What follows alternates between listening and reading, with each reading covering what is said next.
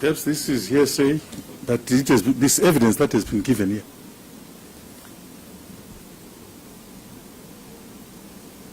I'm a well-trained soldier in Tanzania.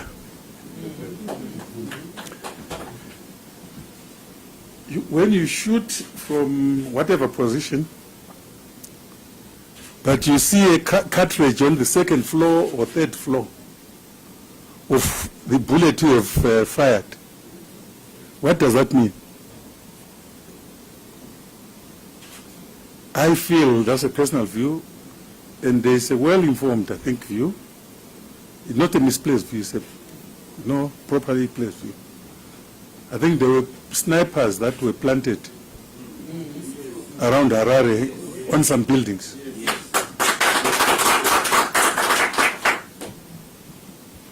ZANU-PF will never do that. And the president will never condone that. So, somebody created a scene and directed that there should be some firing somewhere just to put government in bad light. And that's why you see the rantings and people trying to be cleverer than what they are on issues that revolve around treason. But look, I think the Commission in its wisdom will deal with this issue. But those guys in the military are very clear. They've been sent all over the country, all over the world on peacekeeping missions. Why would they do a commendable job out there and come back and shoot their brothers and sisters? It's illogical. It's actually something that is difficult to believe. But look, I think we have got more evidence than I have, Chairman, to determine. We don't do those things.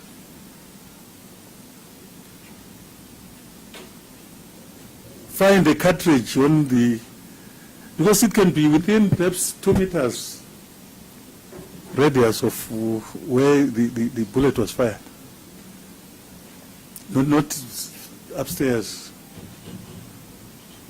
This is my view as a former Minister of Home Affairs. Thank you. Okay, and then just one last thing. You mentioned about this allegation of snipers in buildings. Do you know, it might be we have to ask the police, is there any police investigation that's gone on into that or is going on into that allegation? I think, Honorable Commissioner, through Your Excellency, this evidence is being given, that's according to my little understanding, to enable a proper appreciation of what transpired. And I'm sure most of the information will be supplied or be given to those that are responsible to deal with the matter in a manner that is in accordance with the laws of the country. Honourable Minister, thank you for your answers. Thank you. Yes. Can I just follow up what my colleague on the right asked, and to some extent what my other colleague has just asked? As a former Minister for Home Affairs, how easy or difficult would you say that it is to acquire arms outside? I'm just trying to get a picture of possession of arms after beyond the police and the army in this country. How easy or difficult is it? It is very difficult to hold or possess a firearm in this country. or any material that would be perceived to be dangerous, such as explosives and other materials that are viewed as injurious to the public. But Your Excellency,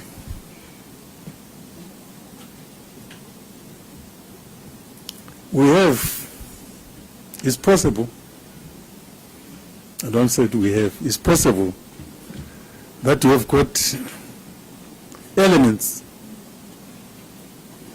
within societies that are motivated by violence to further their own political gains, to acquire arms or other tools or items that would be illegal in any situation. That is possible. I mean, the people that have been attacking our governments or attacking other political parties in Africa, and in Europe, indeed, and America, are people who bring in those items illegally. Like we have people who commit some illegality. But the law in this country is so clear on possession of arms. It is very difficult. But when people want to embark on act of terrorism, it takes a bit of time to arrest them, but you may not be aware of what they have, their intentions, like we were not aware about that demonstration until it was done. So it's possible. So you weren't surprised that there were snipers, as you said? That was my conclusion. Because you could see, Your Excellency, the kind of daring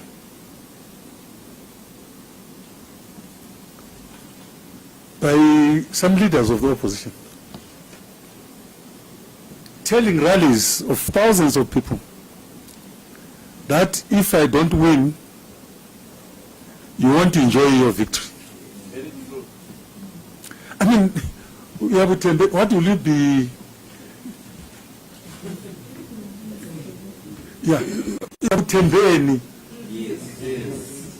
something that cannot even be said by me, Home Affairs Minister, with over 50,000 policemen under me, to threaten the whole nation that if I don't win, I will make this country ungovernable. What is it that you've been trusting or believing in? That is the utterance that you said.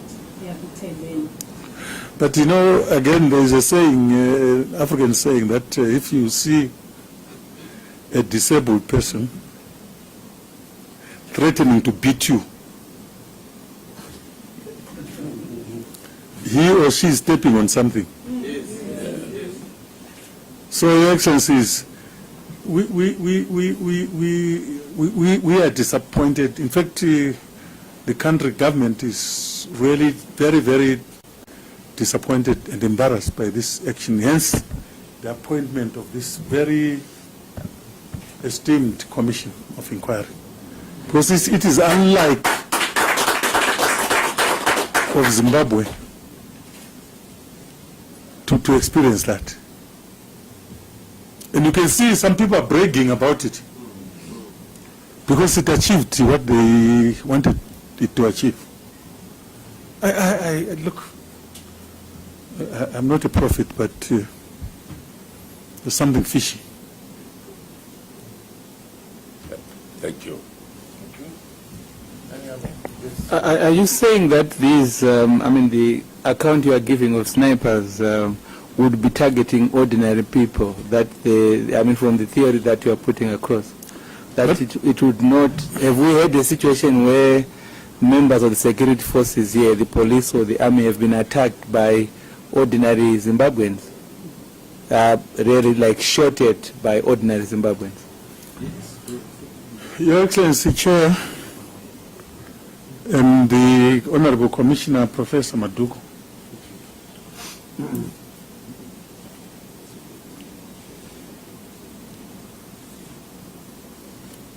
in military terms, in fact in guerrilla warfare,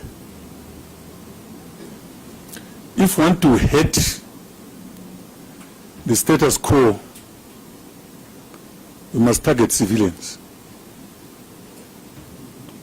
I was a guerrilla myself for 15 years.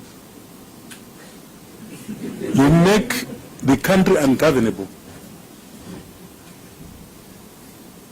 You don't fight soldiers to take over, to win, to liberate your country. That's my humble conclusion, submission on such issues. Yes, because if, just to finish my professor, if the intention was to fight soldiers or to shoot at soldiers, perhaps there wouldn't have been this commission.